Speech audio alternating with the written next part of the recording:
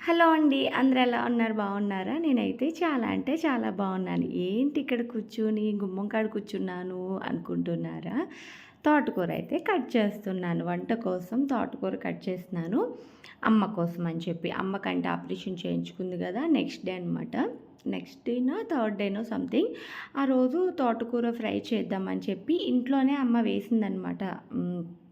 దొడ్లో వేసింది తోటకూరని. అది నేను కట్ చేస్తూ పిల్లలతో మాట్లాడుతూ ఉన్నాననమాట. అంటే యాక్చువల్‌గా మా రింకుకి అక్కడ నేను కోస్తున్న కత్తిపీట ఏంటనేది డౌటొచ్చింది. ఎందుకంటే మా ఇంట్లో ఇప్పటి వరకు కత్తిపీట అనేది యూజ్ చేయలేదు.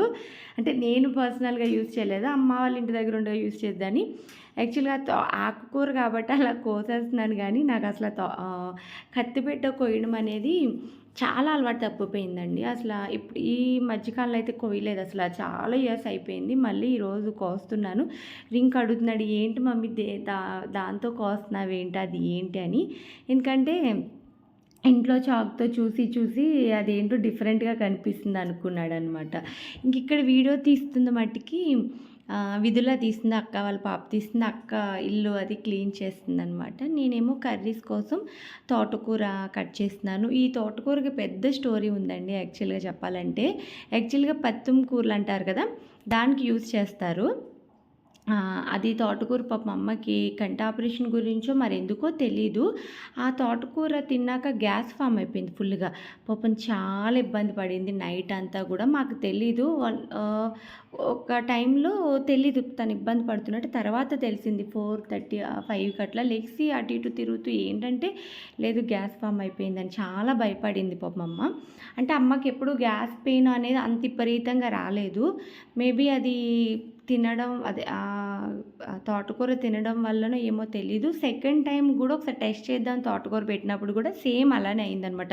ఫుల్‌గా గ్యాస్ ఫార్మ్ అయిపోయింది.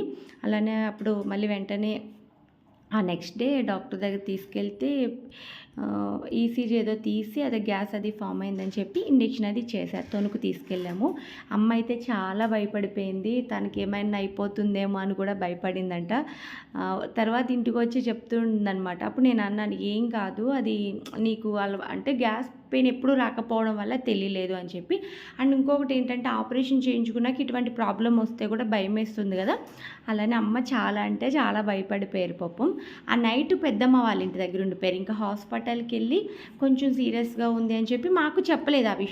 సీరియస్‌గా ఉంది అనేది అయితే అమ్మ చెప్పలేదు.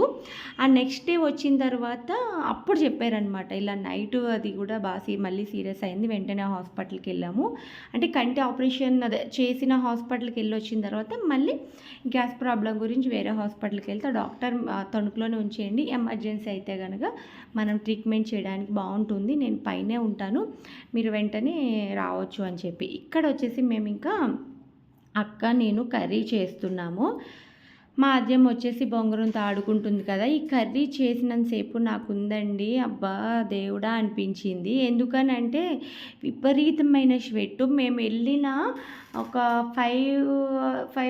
8 డేస్ వరకు కూడా అస్సలు వాతావరణం చల్లగా లేదండి అసల. విపరీతమైన ఎండలు వామ్మో! అసలు నిజంగా ఎంత ఎండలంటే ఫస్ట్ టైం మా అబ్బాయికి ఒళ్ళు పేలిపోయిందండి. అంటే గుల్లలొచ్చేసాయి. విపరీతంగా పొక్కులు టైప్‌లో వచ్చేసి ఎప్పుడు వాడు 7 ఇయర్స్, 8 ఇయర్స్‌లో ఎప్పుడూ లేదనమాట. అలాగా బాడీ అనేది అంత దారుణంగా అయిపోయింది. అది కూడా ఎండలో తిరగకుండానే అంటే ఆ స్వెట్‌కి అలా అయిపోయిందనమాట. ఇక్కడ ఇంకా మళ్ళీ నేను తోటకూరదే పెడుతున్నాను. ఆ షార్ట్స్ అవి ఉన్నాయి. సరే అని చెప్పి మిక్స్ చేసి పెట్టేస్తున్నాను. చూడండి చాలా బావుంటుంది. ఇక్కడ అమ్మకి నేను తోటకూర ఫ్రై అనేది కూడా చేసేసాననమాట.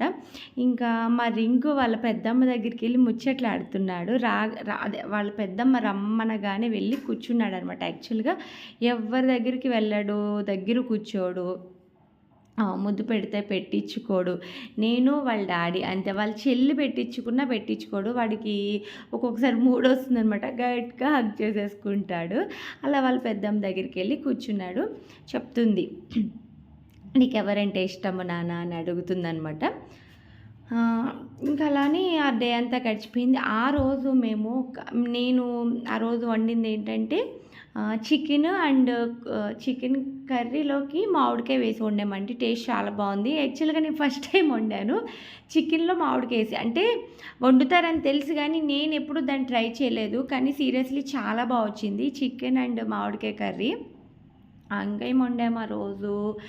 మమ్మీకొచ్చేసి తోటకూర ఫ్రై చేసాము. ఆ రోజే పాపం మమ్మీకి సీరియస్ కూడా అయింది ఆ తోటకూర ఫ్రై గురించి అని అనుకుంటున్నాను నేనైతే.